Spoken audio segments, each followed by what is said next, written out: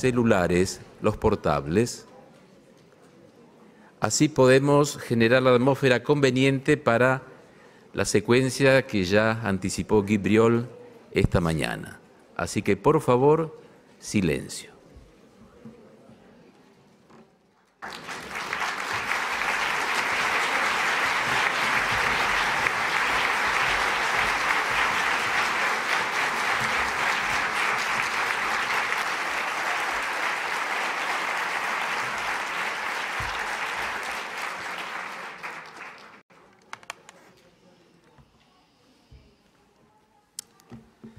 Alors, cher Diego Masson, nous sommes vraiment très heureux de vous accueillir dans ce congrès de l'Association mondiale de psychanalyse où notre réflexion s'est portée sur un réel pour le XXIe siècle, un titre que nous avait préparé Jacques-Alain Miller. Dans cette réflexion, nous avons voulu associer des scientifiques, des penseurs venant d'autres champs et aussi des artistes, des créateurs, suivant en cela l'indication donnée par Lacan aux psychanalystes, selon laquelle l'artiste toujours le précède. Alors nous avons invité dans Affinité, une rubrique inventée et conduite brillamment par Ève Miller-Rose, des écrivains, des peintres, des cinéastes, et les musiciens, et la musique. On le dit bien souvent, la musique est de son temps, qu'elle est le reflet de son époque. Mais déjà en disant cela, en le répétant après d'autres, on se trompe. La musique est en avance sur son temps, son tempo est déjà celui de demain. Quand je me suis demandé qui je pourrais bien inviter pour provoquer une réflexion autour du réel et de la musique, je me suis souvenu d'un délicieux moment que nous avions passé chez les Forbes à São Paulo. C'était en octobre 1998 et nous avions parlé de Bruno Maderna. C'est cette conversation qui m'est revenue. Judith a tout de suite soutenu ce projet et a facilité notre rencontre. Nous sommes partis d'une interrogation en deux volets que je vous proposais. Par exemple, quand Górecki compose sa 3e symphonie pour la commémoration de l'invasion de la Pologne par l'Allemagne nazie, sa puissance évocatrice renvoie à l'horreur de ce réel qui a traversé et bouleversé l'Europe. Pour autant, est-ce une écriture du réel ou une écriture sur le réel? Bruno Maderna, que j'évoquais tout à l'heure, ou d'autres musiciens contemporains, Webern, Schoenberg, Ligeti, Berio, Xenakis, Boulez, s'approchent-ils davantage du réel? L'aborde-t-il autrement? Peut-on parler d'une écriture du réel en musique? Alors, le premier grand étonnement fut que là où nous pensons, beaucoup d'entre nous pensent, que dans ce que l'on appelle la musique sérielle, il y avait une part d'improvisation qui était laissée aux musiciens, vous m'avez tout de suite indiqué qu'il n'y a pas de musique plus écrite que celle-là. Tout y est réglé, prévu, contenu, contraint. Le second étonnement fut de trouver dans la succession des formes musicales au cours des siècles certains points communs avec l'évolution de l'enseignement de Lacan. Ça peut surprendre, et pourtant, nous irons de la référence à la structure qui résistera très longtemps et dont vous allez nous montrer la richesse comme la subtilité, à sa remise en cause par Schoenberg, vers une approche plus froide, mathématique par Xenakis par exemple, pour aboutir à, disons-le ainsi, un grand désordre à partir des années 68 et pour une musique sans loi au XXIe siècle. Ainsi, nous voilà raccords, comme l'on dit, avec le Congrès. Il est bien temps de vous écouter et aussi d'entendre la musique que vous avez préparée avec le Quatuor Tercea, que nous remercions d'avoir accepté cet exercice que vous leur avez proposé. Alors, Diego Masson, cette structure. Je prendrai comme exemple de structure la forme dite forme sonate. Il ne s'agit pas des 3 ou 4 mouvements d'une sonate, mais de la structure qui régit les premiers mouvements des symphonies, des quatuors à cordes et des sonates, depuis 1770 jusqu'à 1975. Cette forme, initiée par Joseph Haydn, établie dans sa forme définitive par Mozart, n'a été théorisée avec des mots qu'en 1840 par Czerny, ancien élève de Beethoven. C'est une structure en 3 parties: exposition, développement, récapitulation. Il s'agit de créer une tension entre la tonique principale, qu'on appelle la tonalité principale, qu'on appelle la tonique, et la tonalité du 5e degré de la gamme, qu'on appelle dominante. Il s'agit aussi de s'éloigner encore plus de la tonalité principale par des modulations et de revenir à un état de stabilité par un retour à la tonique. Quelques mots sur le système tonal. Une pièce commence dans une tonalité et se termine dans la même tonalité. D'autres tonalités sont utilisées en cours de route, mais toujours en relation avec la tonalité principale. Revenons à la forme sonate. Il y a d'abord un premier thème, joué 2 fois. La deuxième fois, parfois incomplet, parfois varié, mais toujours reconnaissable. Ensuite, une transition faite avec des éléments nouveaux, mais courts, ou avec quelques bouts du premier thème. Cette transition doit moduler, c'est-à-dire s'éloigner de la tonalité principale, pour atteindre la tonalité de la dominante, sur le 5e note de la gamme. Ici commence le deuxième thème, dans cette nouvelle tonalité, d'un caractère différent du premier thème. Il est lui aussi joué 2 fois. Puis ce qu'on appelle une coda, qui termine l'exposition dans la tonalité du deuxième thème. Voyons maintenant, avec l'aide du quatuor tercéa, comment Mozart utilise cette structure dans le quatuor Köchel 428 en mi bémol majeur, écrit en 1883.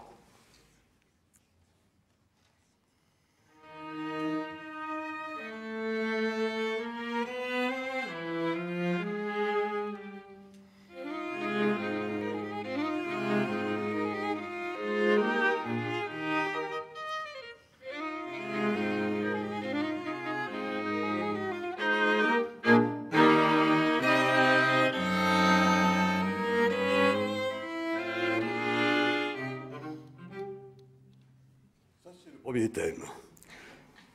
Maintenant, nous allons écouter un petit morceau de la transition, donc qui module, qui va vers la dominante.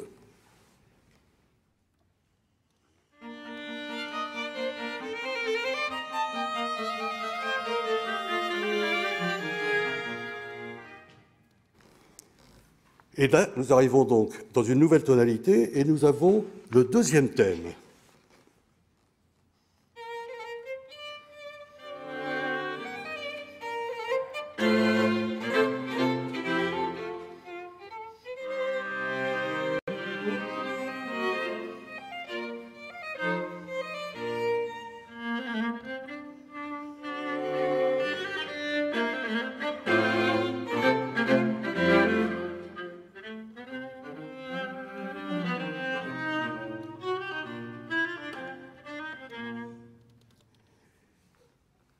Après ça, nous aurons une coda qui se terminera dans cette même tonalité.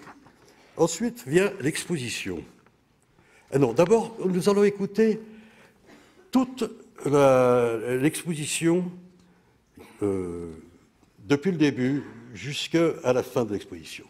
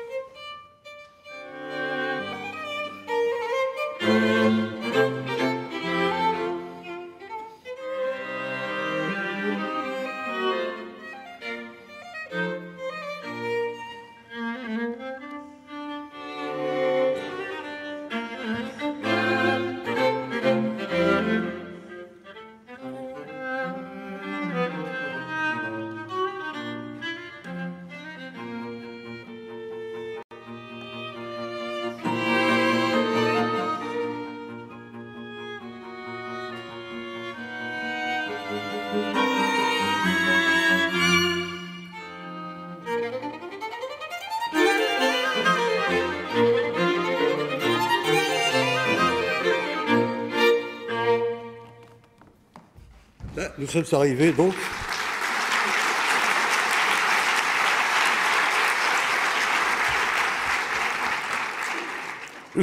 à la fin de l'exposition. Nous allons vous jouer un tout petit morceau du développement. Alors, ce développement est fait d'abord avec le premier thème, mais cette fois-ci, il sera en canon, c'est-à-dire qu'il commence avec les violons, et puis le violoncelle et l'alto vont jouer la même chose, mais en commençant plus tard. Et ensuite, il va prendre un tout petit bout, Mozart va prendre un tout petit bout du deuxième thème, mais seulement quelques notes. Et il va répéter ça plusieurs fois.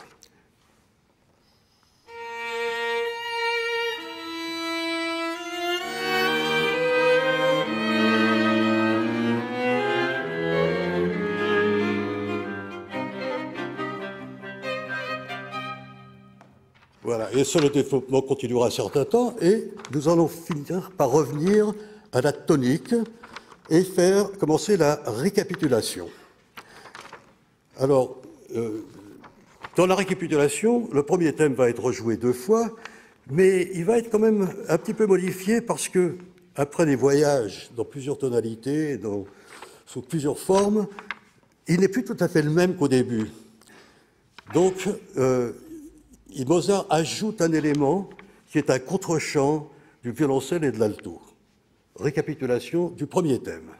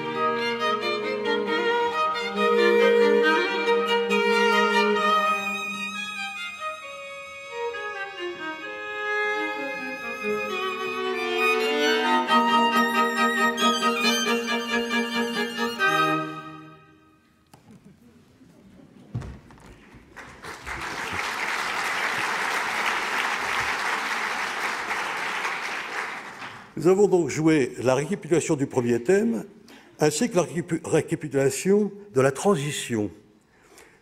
Donc il y a une différence déjà dans le premier thème que vous avez pu entendre au violoncelle et à l'alto.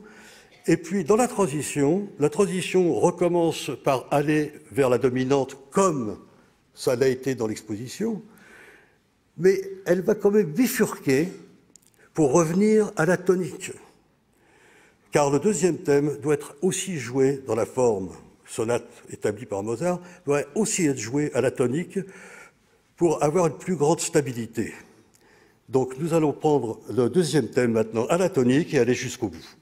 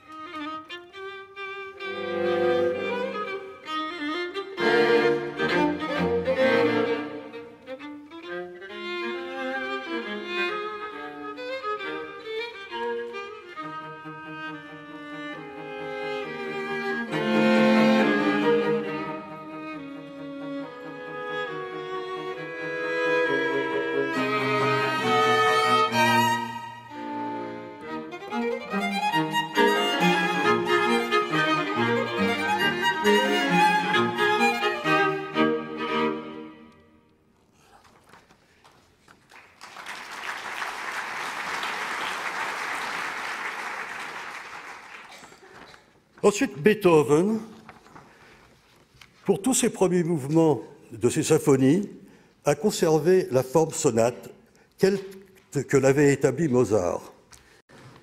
Mais pour ses sonates pour piano et ses quatuors à cordes, s'il n'a rien changé à cette forme pendant ses premières années, il l'a ensuite de plus en plus amplifiée, rendue de plus en plus complexe, tout en gardant l'essentiel de la structure. Voici ce qu'il fait de cette structure dans le quatuor opus 132 en la mineur, écrit en 1825, 2 ans avant sa mort. Je dois ajouter que parfois, un allegro en forme de sonate est précédé, parfois, d'une introduction lente. Haydn le fait, Mozart le fait, Beethoven le fait, mais pas toujours. Au début de l'opus 132, Beethoven fait semblant d'écrire une introduction lente basée sur 4 notes. Voici les 4 notes.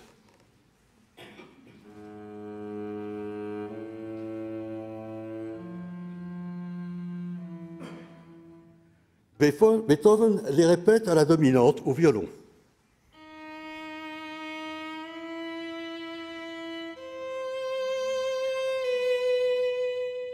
Ensuite, il les répète encore, mais superposés, bien sûr, superposés, mais le violon les joue inversés. Tous les deux, violoncelle et violon.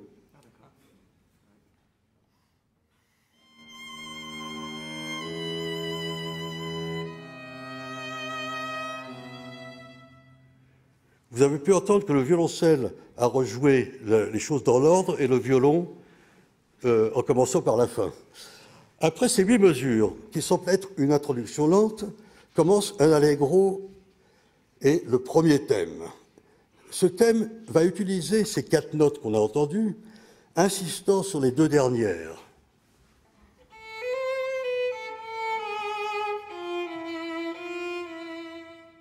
Rejoue la, sol, fa, mi.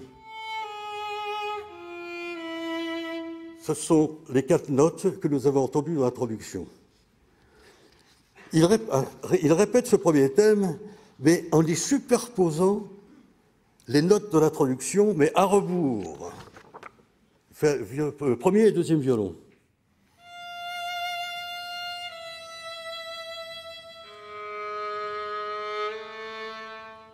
Alors voici maintenant ce premier thème complet avec les 2 voix superposées.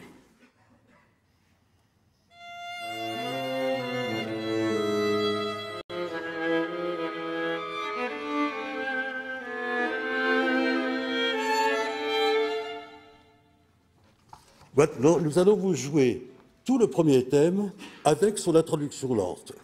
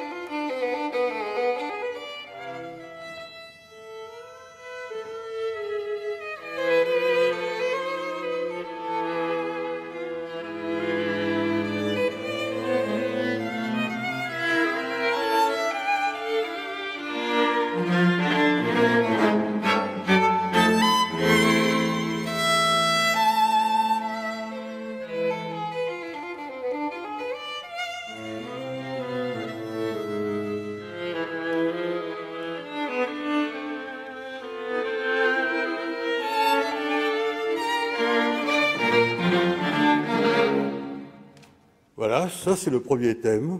Vous avez pu entendre les 2 parties superposées. Vient maintenant une transition modulante, comme chez Mozart, qui doit arriver au deuxième thème. Ce deuxième thème devrait être en mi majeur, qui est donc sur la dominante de la mineure, mais Beethoven, lui, l'écrit, il fait monter d'1 degré supplémentaire et il l'écrit en fa, la note après mi, qui devrait être la dominante.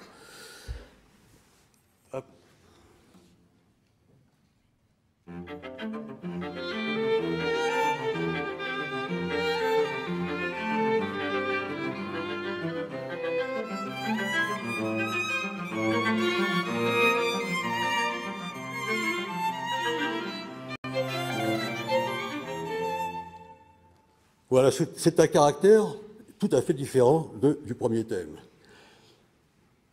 Ensuite, il fait une coda en fa majeur, donc pour terminer l'exposition dans le ton du deuxième thème. Et après vient le développement. Alors, pour le développement, il va faire beaucoup de choses. Il va prendre d'abord le thème de l'introduction en canon, ensuite le premier thème qui va varier, et le rallonger ou le raccourcir, les deux thèmes superposés, et il va voyager à travers plusieurs tonalités.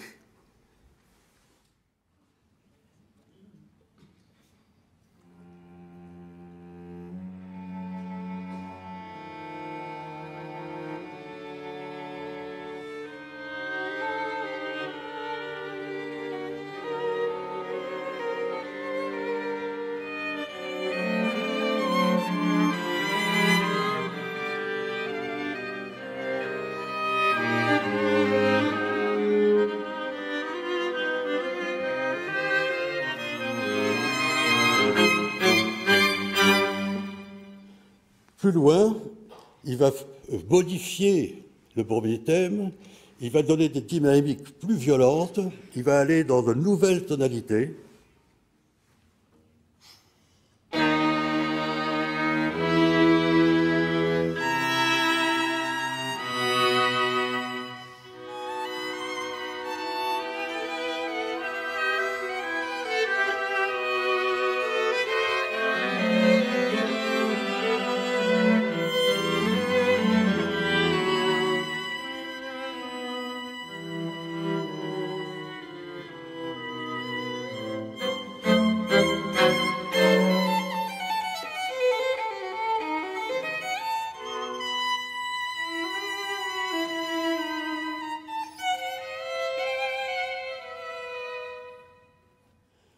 Et ça continue jusqu'à ce qu'on revienne à la tonalité principale pour la récapitulation. On se retrouve donc en la mineur, la tonique, mais cette fois-ci, l'introduction qu'on avait au début est compressée. Elle est compressée en 2 mesures au lieu de 8. Et le premier thème est raccourci et transformé.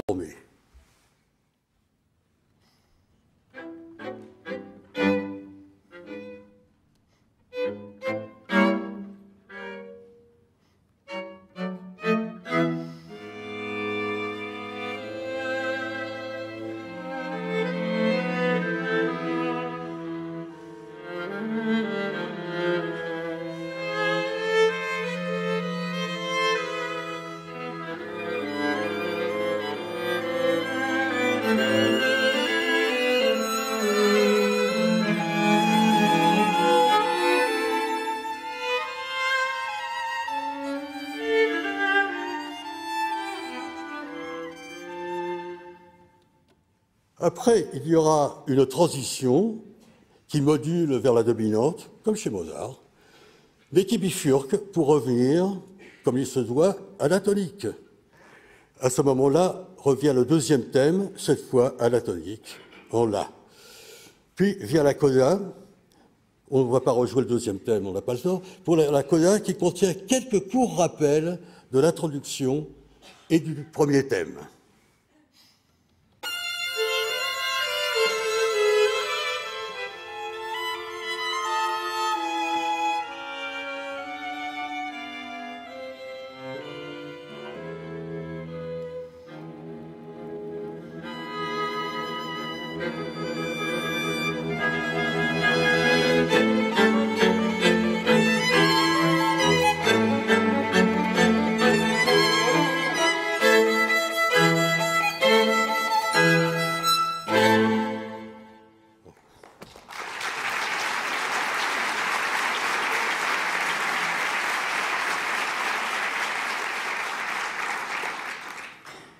Tout le XIXe siècle utilise cette structure.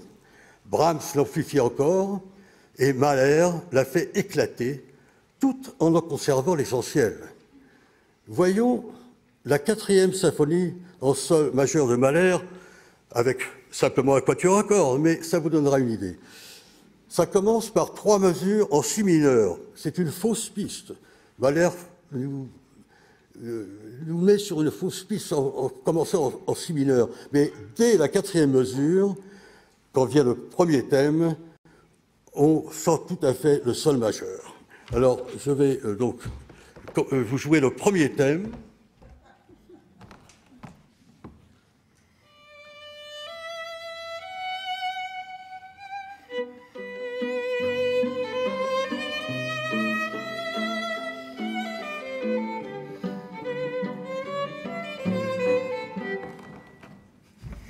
Très viennois.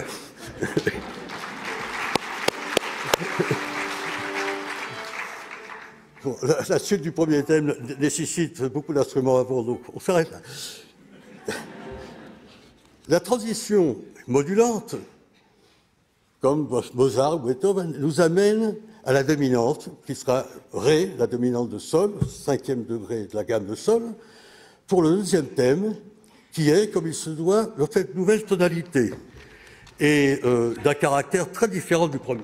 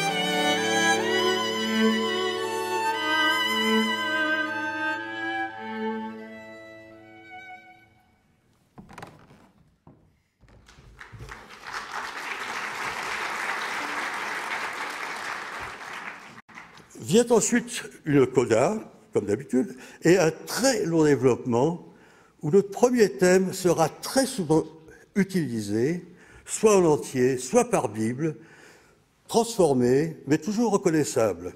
Le deuxième thème, lui, sera à peine suggéré. Vient le moment de la récapitulation, avec le premier thème à la tonique. Mais comme on a très souvent entendu ce premier thème dans le développement, Mahler le remplace par un long silence. Et après ce silence, ne nous fait entendre que la fin du thème.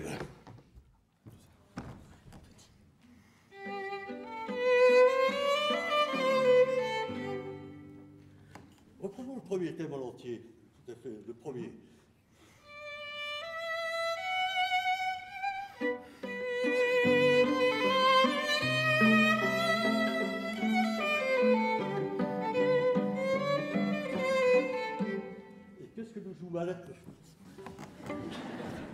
Qu'est-ce que nous joue Mahler après ce long silence pour la récapitulation?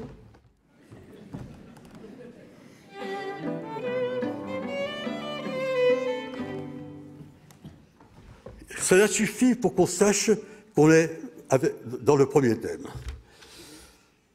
Par contre, le deuxième thème, à la tonique cette fois, comme chez Mozart, comme nous ne l'avons pas entendu, nous ne l'avons pas vraiment entendu pendant le développement, il va être joué cette fois-ci avec toute la force.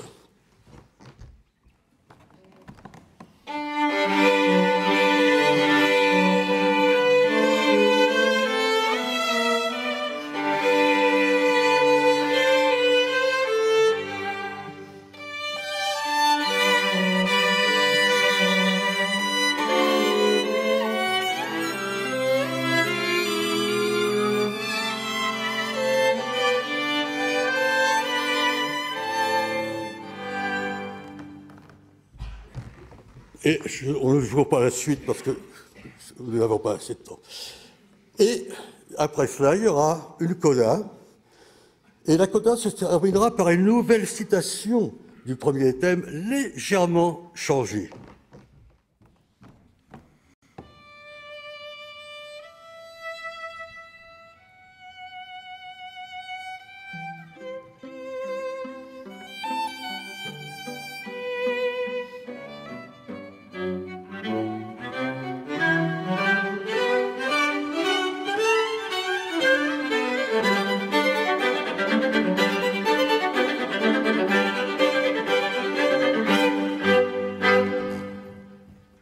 Et c'est la fin du premier mouvement.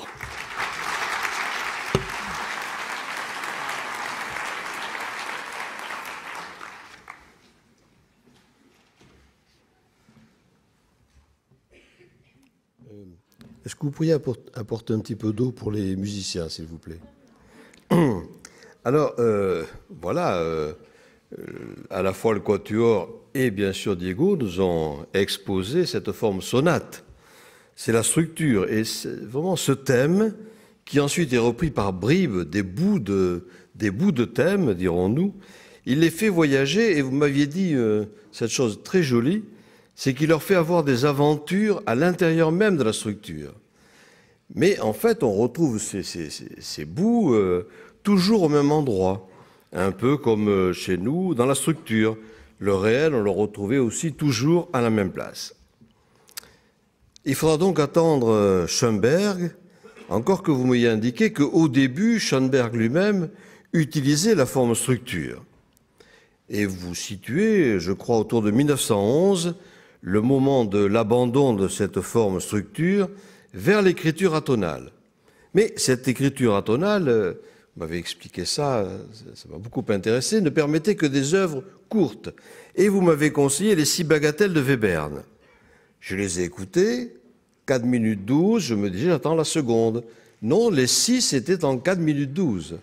C'était assez extraordinaire. Alors j'ai réécouté plusieurs fois et je suis arrivé en effet à en distinguer 6 bagatelles en 4 minutes 12.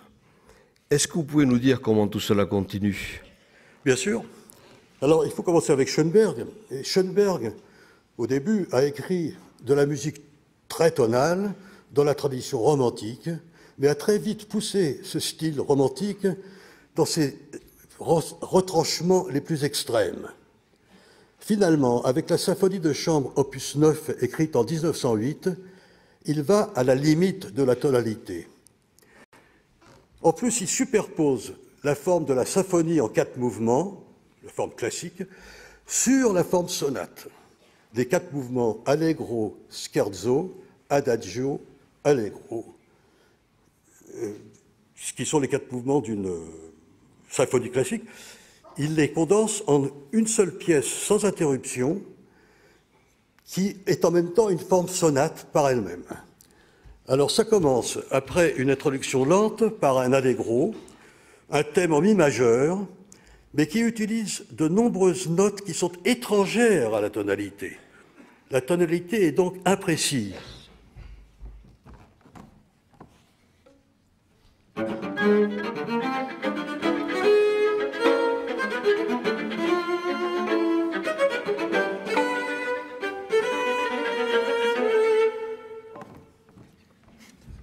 C'est extrêmement difficile à jouer, ça, et je la joue parfaitement.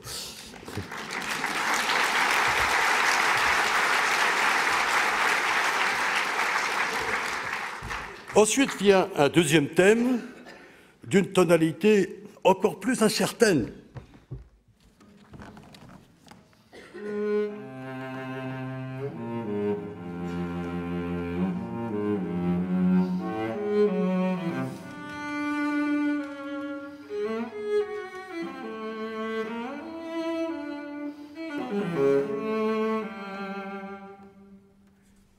Et après, ce qui commence à être déjà un changement dans la forme sonate, il nous donne un troisième thème.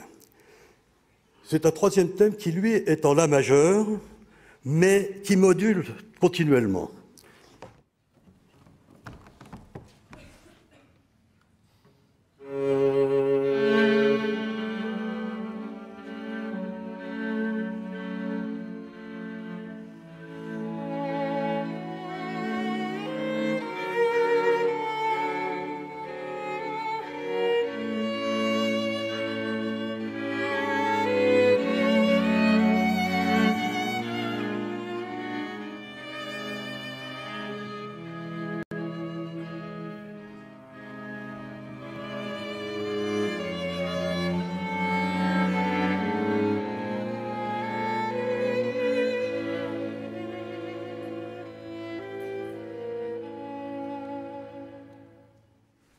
Ensuite commence le développement, mais qui sera interrompu par un scherzo, qui peut être normalement un deuxième mouvement d'une symphonie.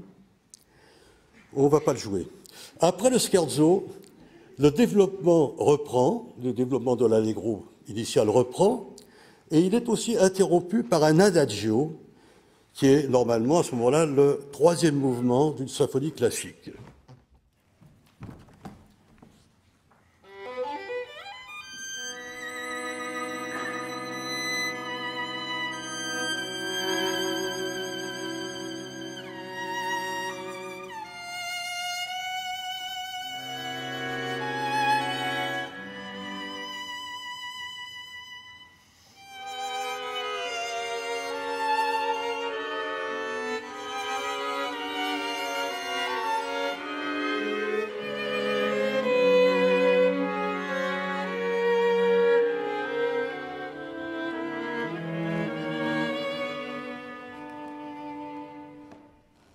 C'est de la musique romantique, mais la tonalité n'est pas bien établie. Elle change tout le temps, en fait. Après l'adagio, le développement de l'allegro reprend. Et là, nous avons le quatrième mouvement d'une symphonie classique. Mais là, Schoenberg va utiliser tous les thèmes entendus précédemment, y compris le scherzo, y compris l'adagio qu'on vient de jouer, dans les tonalités les plus diverses. Et il finit par reprendre le premier thème en mi majeur et conclut par une coda en mi majeur tout à fait tonale. Après cette œuvre, Schoenberg abandonne la tonalité, mais il ne pense pas encore à la musique qu'on appelle dodécaphonique.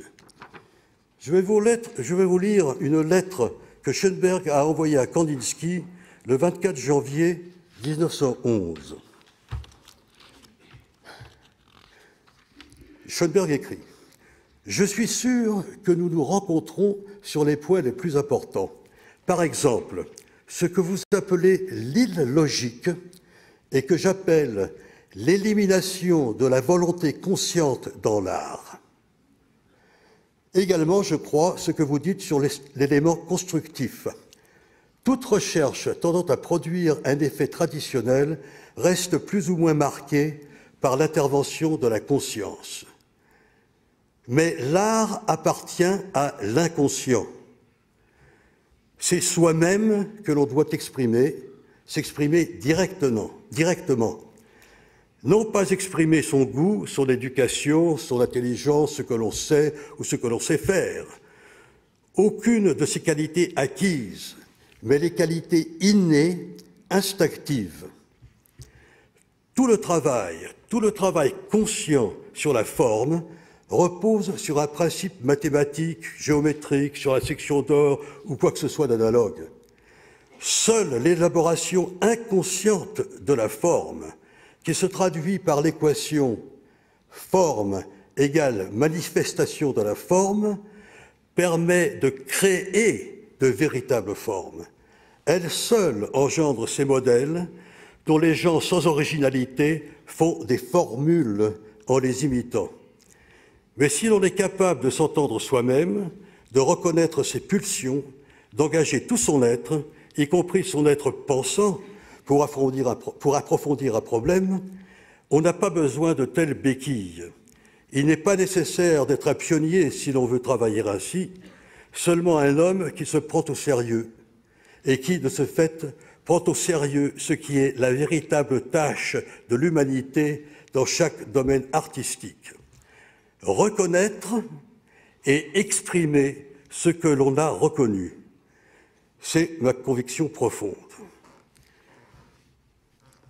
À partir de 1911, date de cette lettre, jusqu'au début des années 20, Schoenberg compose des pièces atonales, sans règles préétablies, mais des pièces courtes. Ses élèves, Berg et Webern, le suivent dans cette voie. Écoutons le quatuor Tercea dans les 6 bagatelles de Anton Webern, écrites en 1911.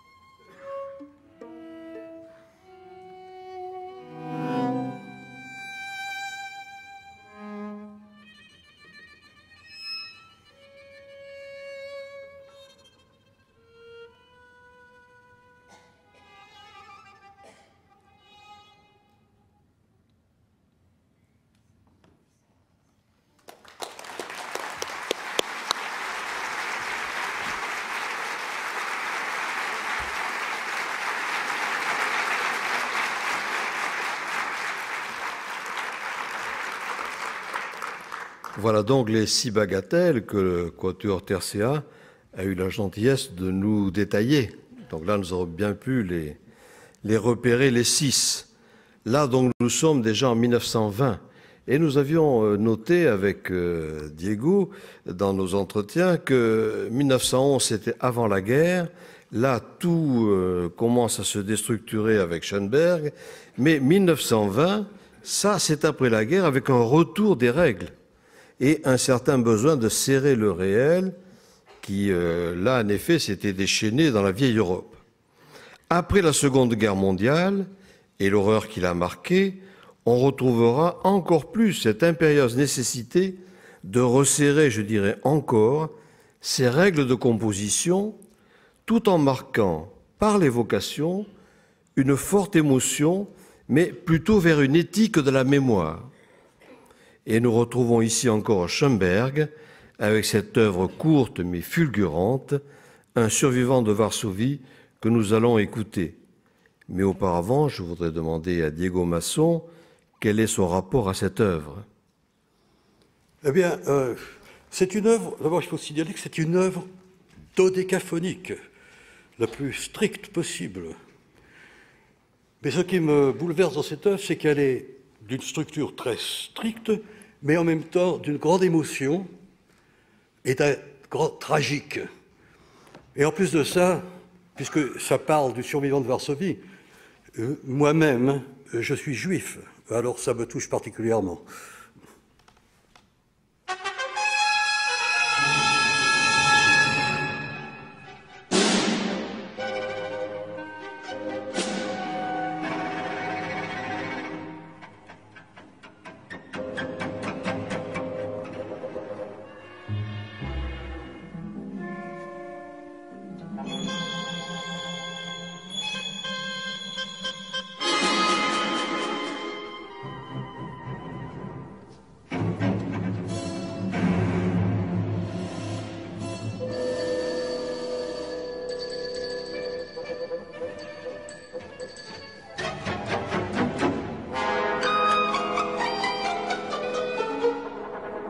I cannot remember everything.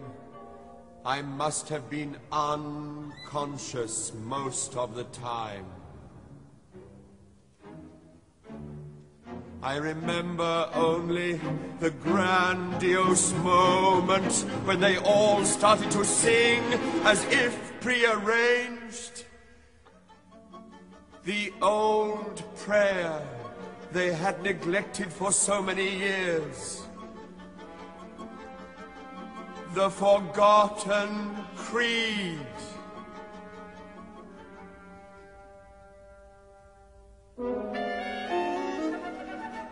But I have no recollection how I got underground to live in the sewers of Warsaw so long a time.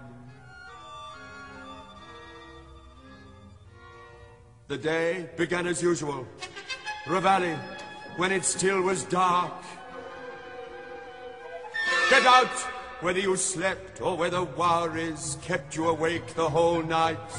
You had been separated from your children, from your wife, from your parents. You don't know what happened to them. How could you sleep?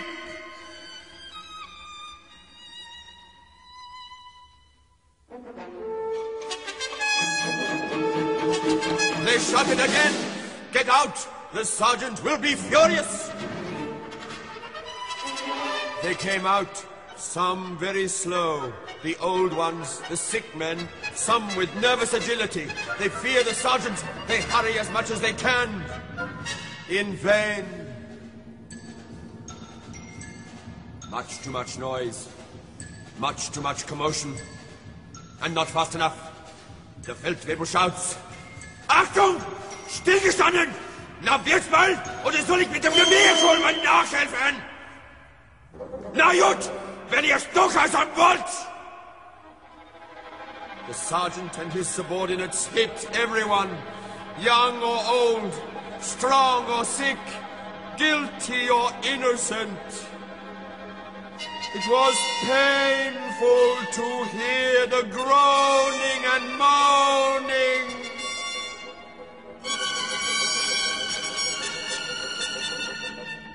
I heard it, though I had been hit very hard, so hard that I could not help falling down.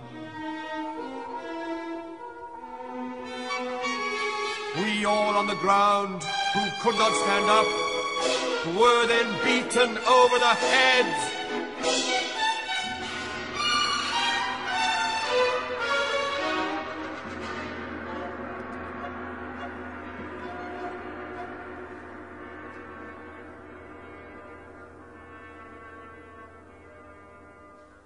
I must have been unconscious. The next thing I knew was a soldier saying, "They are all dead." Whereupon the sergeant ordered to do away with us. There I lay aside, half conscious. It had become very still. Fear and pain. Then I heard the sergeant shouting, "Abzählen!" They started slowly and irregularly. 1, 2, 3, 4. Achtung! The sergeant shouted again. Rusche! Nochmals von vorne fangen! In einer Minute will ich wissen, wie viele ist durch Gaskammer-Ablieferer! Abzählen!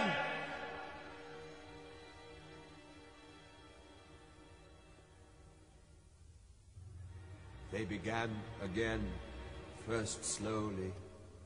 1, 2, 3, 4, became faster and faster, so fast that it finally sounded like a stampede of wild horses.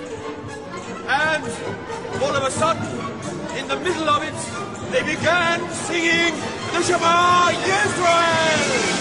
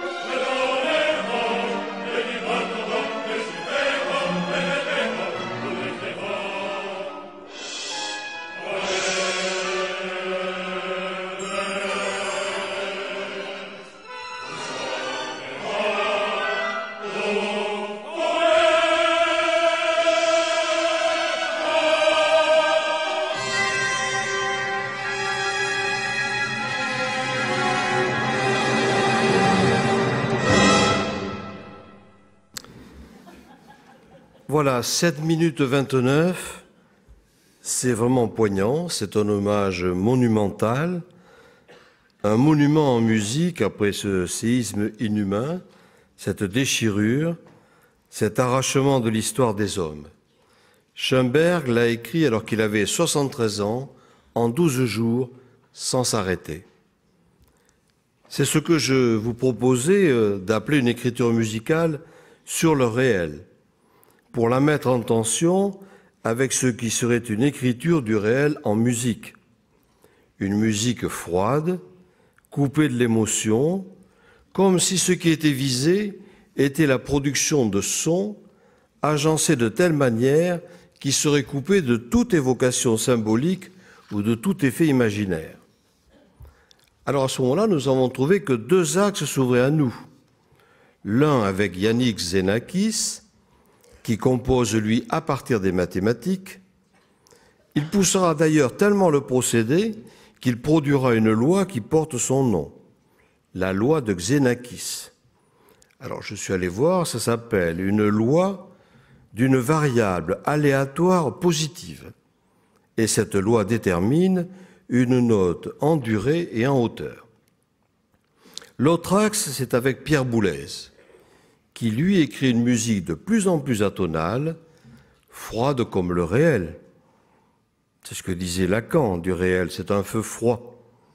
Pourtant, on s'enflamme aussi pour cette musique. Enfin, du moins, on se passionne. Mais est-ce qu'une limite a été atteinte par ces compositeurs? Est-ce qu'eux-mêmes ont trouvé des aménagements, au fond, à leur orientation? Alors, cher Diego Masson, pouvez-vous nous amener sur ces chemins assez complexes à pénétrer? Je vais essayer. Comme vous avez pu l'entendre, l'œuvre de Schoenberg et en général la musique de Schoenberg, bien qu'elle soit extrêmement structurée, dodécaphonique, c'est-à-dire utilisant les 12 sons qui n'ont que des rapports entre eux. Il n'y a jamais un son qui doit dominer les autres, comme dans la musique tonale où la tonique domine. Mais la musique de Schoenberg, en fait, est une musique plus tellement romantique, mais expressionniste. Et l'œuvre que nous allons entendre, si on ne sait pas qu'elle est dodécaphonique, on ne s'en aperçoit pas. On a l'impression que c'est une œuvre, c'est la musique expressionniste. Alors, chez Schoenberg, la série des 12 sons ne concernait que les hauteurs du son. Les rythmes, les dynamiques, les phrasés étaient laissés à l'inspiration du compositeur, ce qui s'entend chez Schoenberg. Après la guerre, donc, les jeunes compositeurs ont essayé de trouver une structure plus stricte que ça, qui ne permettait pas de se laisser aller à son inspiration facilement. Et donc, ils ont inventé la musique sérielle. Elle s'appelle sérielle, contrairement à la musique dodécaphonique, parce que non seulement elle fait des séries des 12 sons, ou pas forcément d'ailleurs des 12, ça peut être de 11 ou de 10, mais elle fait une série de tous les paramètres de la musique. Les hauteurs, évidemment, les rythmes, les durées, les dynamiques, piano, forte, fortissimo, sont aussi mises en série. Et donc, tous les paramètres de la musique sont organisés en série. Alors, écoutons la première pièce du Marteau 100 mètres de Boulez, écrite en 1954.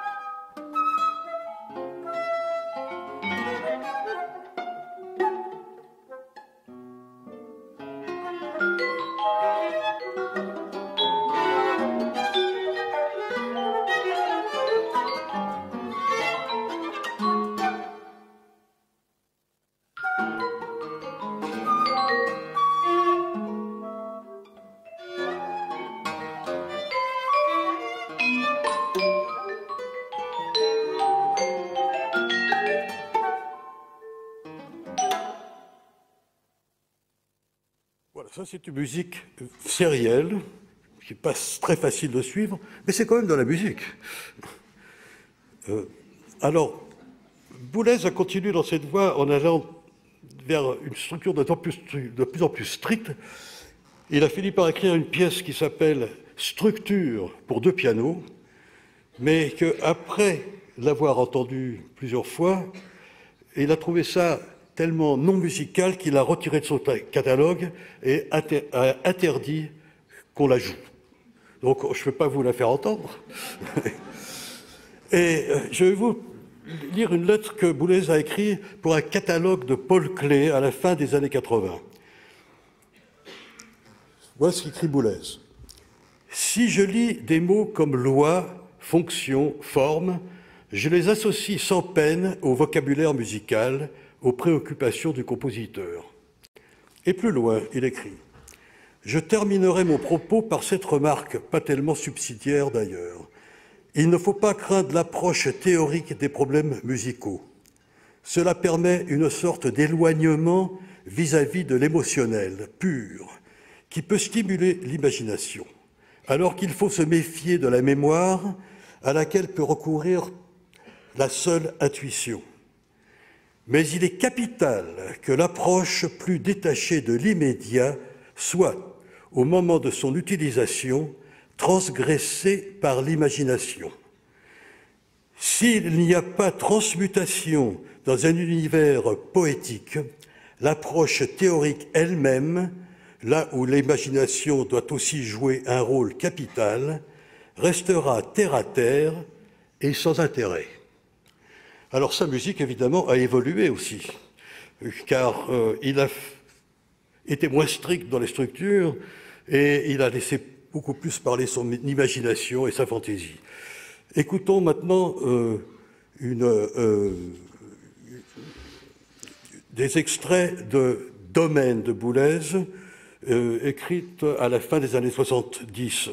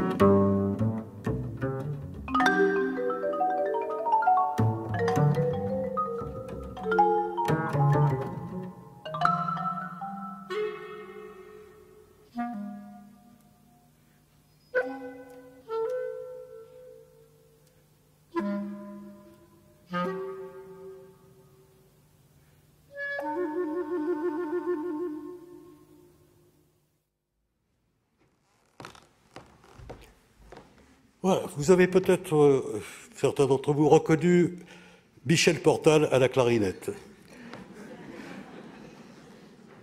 Après la sortie de ce disque, Boulez a écrit à Michel Portal pour plus que le remercier, et en lui disant à quel point il avait aimé toute la poésie que Portal avait apportée dans son interprétation de cette œuvre.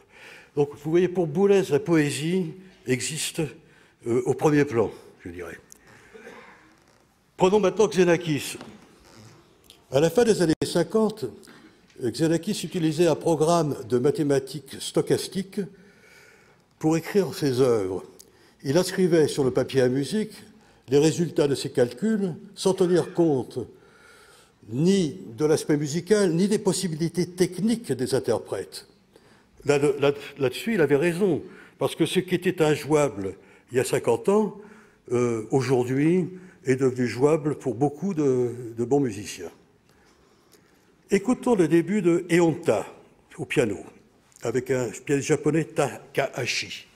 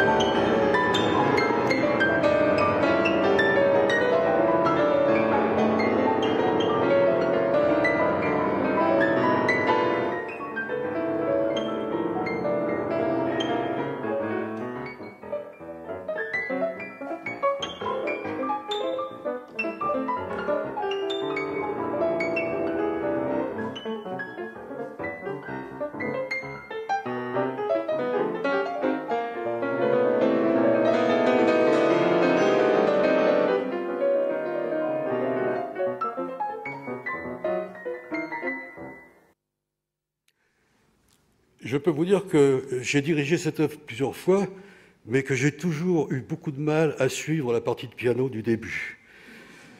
Mais les dernières fois que je l'ai fait, il y avait un pianiste anglais, Nicolas Hodge, qui jouait ça d'une façon tellement exacte que je pouvais absolument suivre.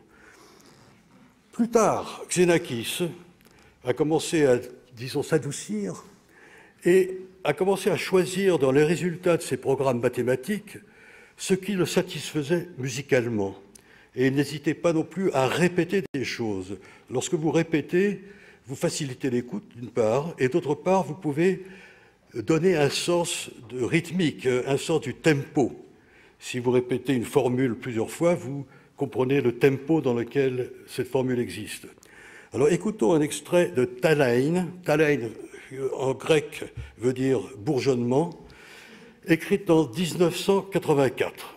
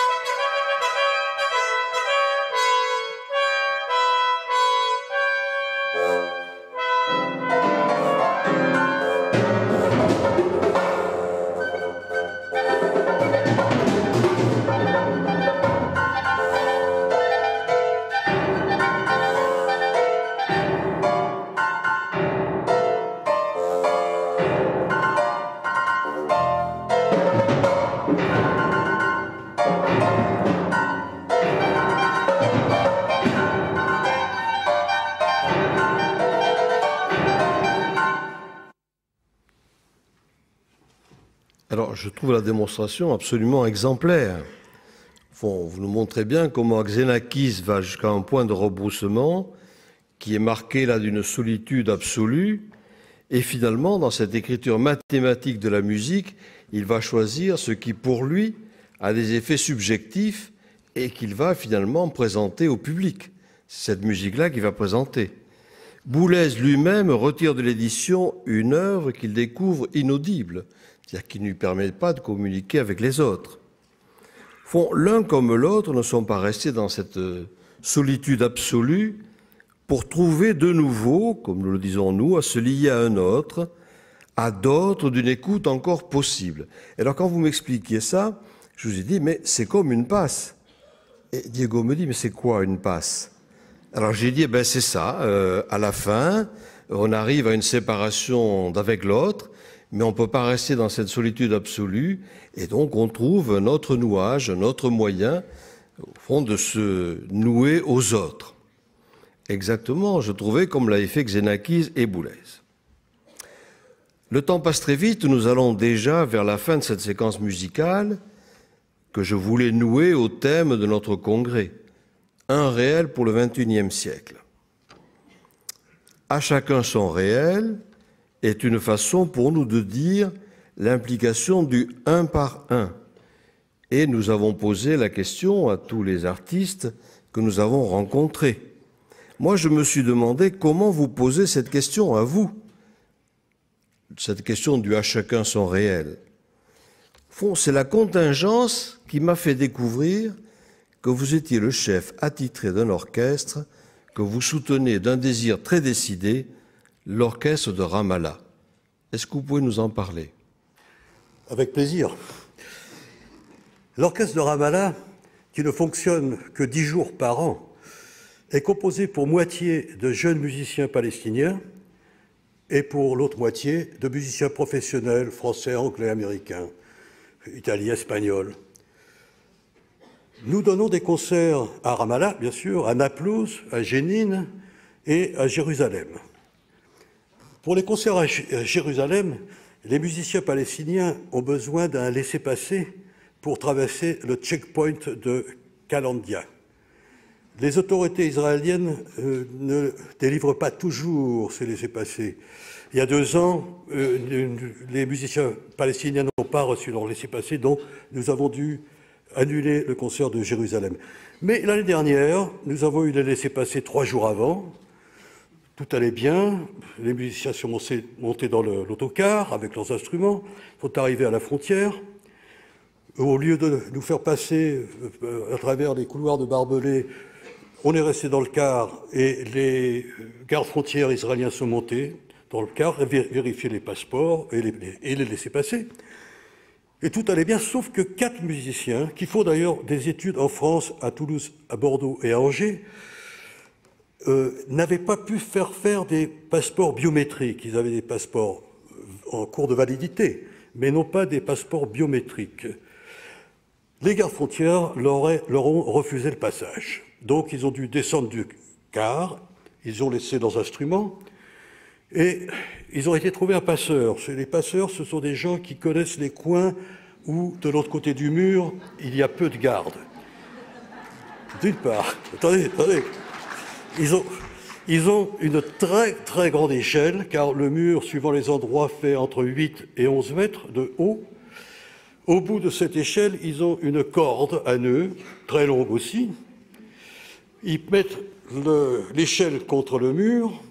Le passeur monte pour voir comment ça se passe de l'autre côté. Si tout va bien, il jette la corde, attachée bien sûr à l'échelle, de l'autre côté du mur, il redescend, et à ce moment-là, les musiciens montent l'échelle un par un et redescendent de l'autre côté par la corde à nœuds, et sont arrivés à Jérusalem, où nous avons donc pu faire notre concert. Mais qu'est-ce que nous jouions à Jérusalem, et aussi d'ailleurs à Ramallah et à Jénine? Nous jouions la 4e symphonie de Beethoven et le concerto pour violon de Mendelssohn. Et je trouve invraisemblable que des jeunes Palestiniens risquent leur vie, car en descendant par la corde de l'autre côté du mur, si un garde frontière était apparu, il aurait probablement tiré dessus. Et je trouve ça beau d'ailleurs que des jeunes Palestiniens risquent leur vie pour aller jouer un compositeur juif à Jérusalem.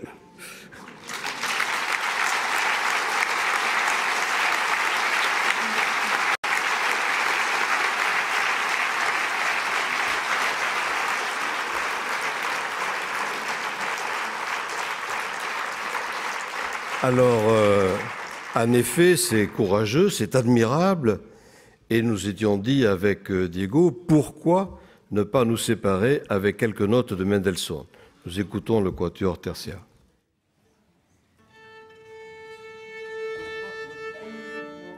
Du quatuor opus 13 de Mendelssohn.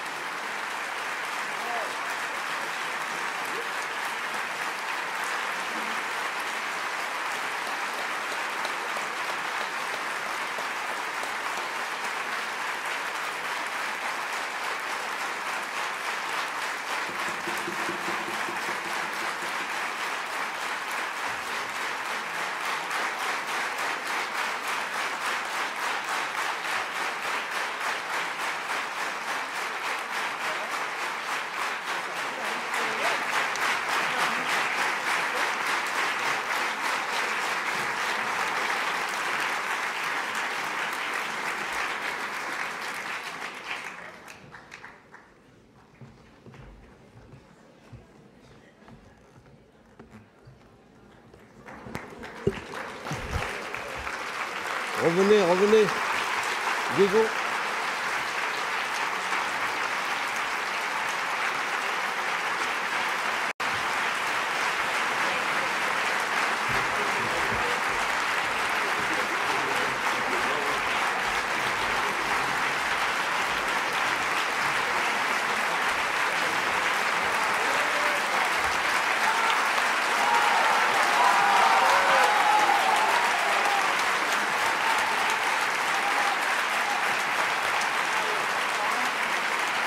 Eso.